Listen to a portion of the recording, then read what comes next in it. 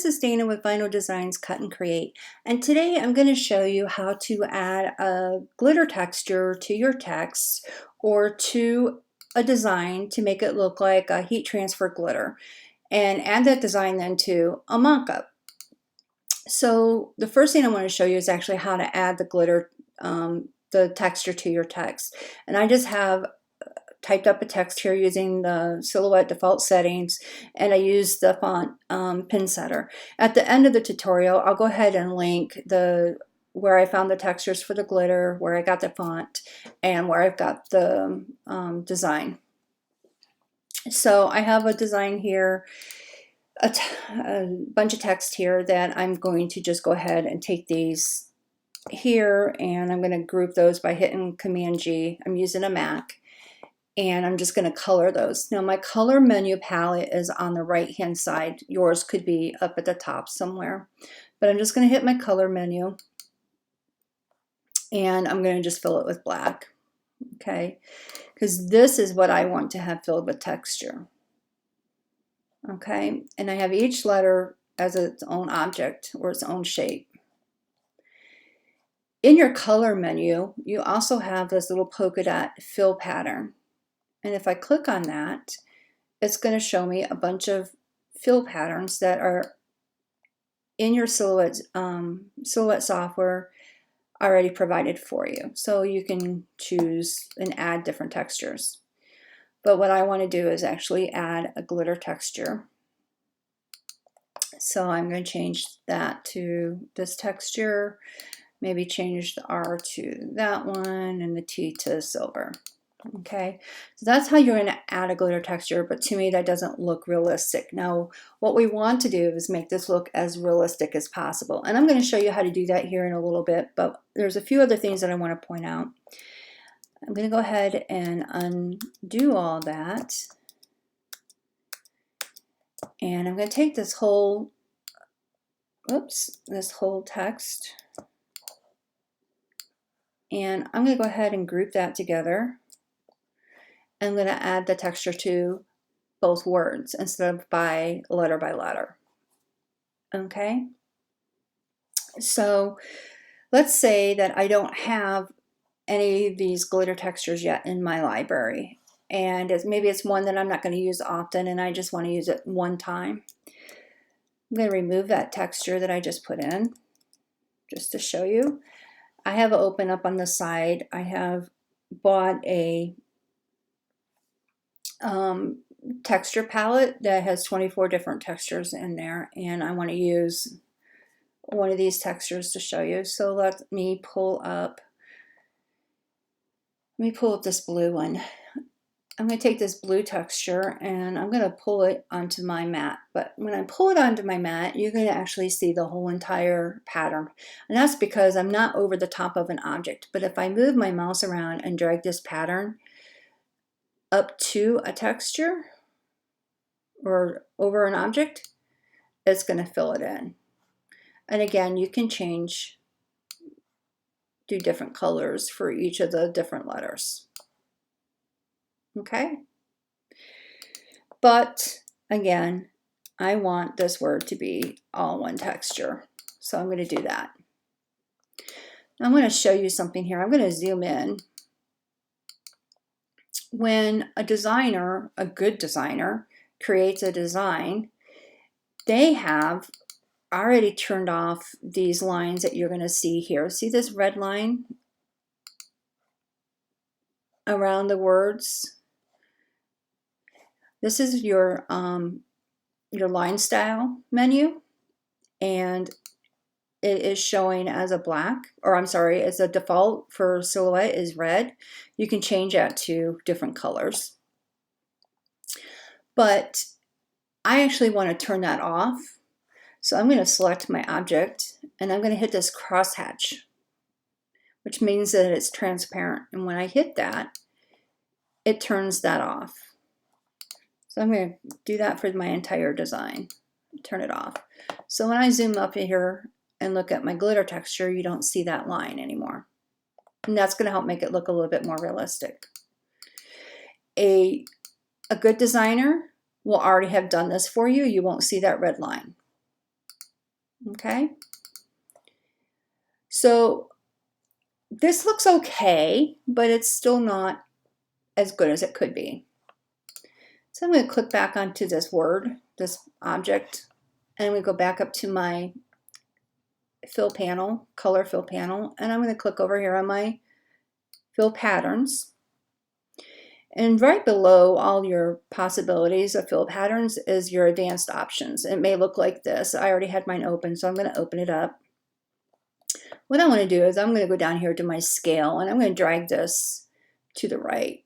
And as I drag it to the right, the scale of this pattern gets larger, which is going to be more realistic looking when it's put on a design or a mock-up that the design is going to be smaller than this visually. So this is going to help make it look a little bit more realistic. It's never going to look like a shirt that you took a picture of that you finished, but it's going to help make it look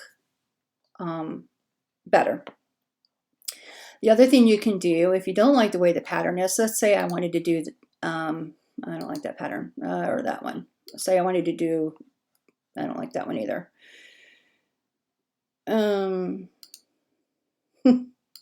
Let's say I want to do that one, and I want to change the angle. I can change and slide this around, and it'll change my angle. Okay, I'm going to go back up to my texture cell because that's what I want to work with today. But you can change your angle of your textures.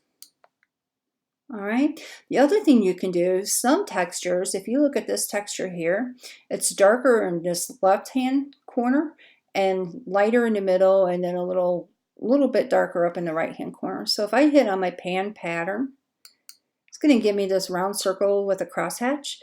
If I grab that and hold on to it, I can move it around. So see here, my texture is a little bit darker.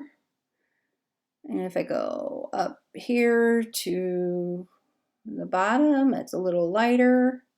You can do it double. So that's one of the things that you can do to change out your colors. So that's how you're going to add text, or I'm sorry, a glitter pattern or texture to your text that you created yourself. But let's say you bought a design. I'm going to scroll out of this design. This is a design from Julie of Whimsicality Graphics. And again, I'm going to go ahead and link the design for you at the end of the tutorial. And if you notice, she's got the fill lines already turned off. You can't see that red border around any of these words. But what I want to do is take this bell and use candy cane and the word sweet and make those glitter textures, because I think it's going to really make it look more like heat transfer vinyl glitter on a t-shirt. So I'm going to start with the bell because it's got a little bit more work to do, and I'm going to zoom in for you. Okay, I want this fill pattern. I'm going to my colors palette and click on my fill pattern. And I'm going to choose the gold. Okay, and all I did was go ahead and change it. Again, if you don't see your advanced options, just click on that arrow and pull it down. And I'm going to scale this and make it as big as I can. And I'm going to go ahead and pan it. And I always have a habit of trying to grab the object and move it, but if I do that, I'm just going to move the design. You want to grab the little circle with the crosshairs, and then you can move your object. Okay, so that looks pretty good. I'm going to leave that alone. I'm going to go over here to the word candy cane, and again, I don't have red in here, and I want to actually use red, so I'm going to go to my side, and I'm going to drag that in and drop it on the word cane. Let's try in here. Candy, and one more time on the word sweet. I'm going to click on that again, and I'm going to scale it and bring it all the way up. And actually, as I'm bringing it up, I see there's some things I don't like about it. Right here on the A and the S, when I go to put this on a mock-up, it's going to look like part of that transfer or that vinyl isn't there and you don't actually want to do that. So I'm going to go ahead and click my pan button and I'm going to move that around. And you can, I'm going to drag it all the way up a little bit because I want that darker red. I'm going to scale out here. Hit my pan button again.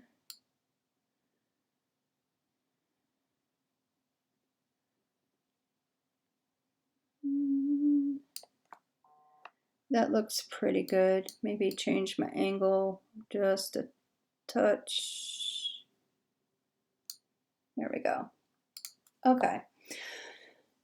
So now that I have that all done, I didn't have to change the fill lines again because I said this is a designer that already turns off the fill line color for you.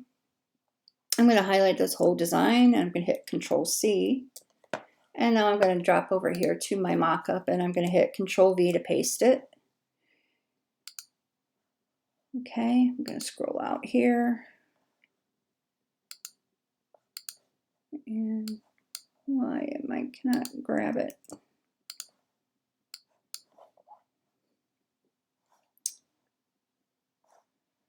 What happened here? My panel was locked. My layers was locked. Okay. I'm going to go ahead and scale this down to fit on the shirt. And now I'm going to zoom in so we can see easier what I'm doing.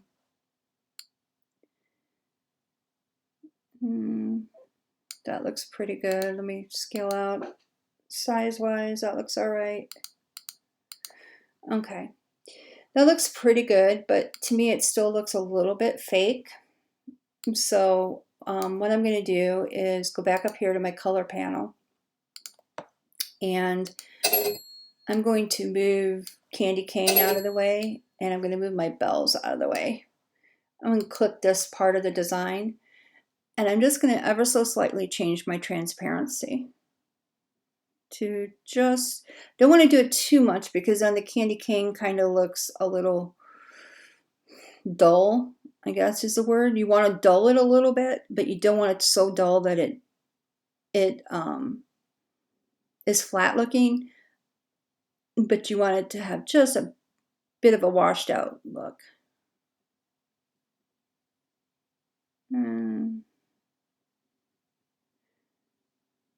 I think right there looks pretty good. So now I'm just going to take this part of my design and put it back, hopefully where she had it. That looks good. And same thing with my bells. I'm going to zoom in here so I can see. Oh, actually that was pretty good. Okay, so now that's how you go ahead and add a design to a t-shirt using a glitter texture to make it look like a heat transfer vinyl. If you have any questions, feel free to just tag me in the post or you can send me an email. Like I said, I'll go ahead and link up where I got these textures from, where I bought the design, and then where I bought the font for my initial design.